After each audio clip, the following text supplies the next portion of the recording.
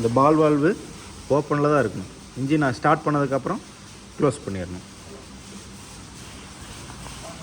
இது வந்து RPM rice பண்ணுறதுங்க. கீழே இருந்தால் தான் ஸ்டார்ட் ஆகும், மேலே போச்சுன்னா ஆஃப் ஆயிரும்.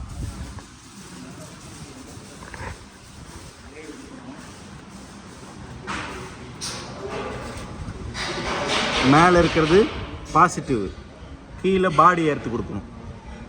சரிங்களா? ஆட்டோ பேட்ரி இல்லாட்டி கார் பேட்ரி போட்டு ஸ்டார்ட் பண்ணிக்கலாம்.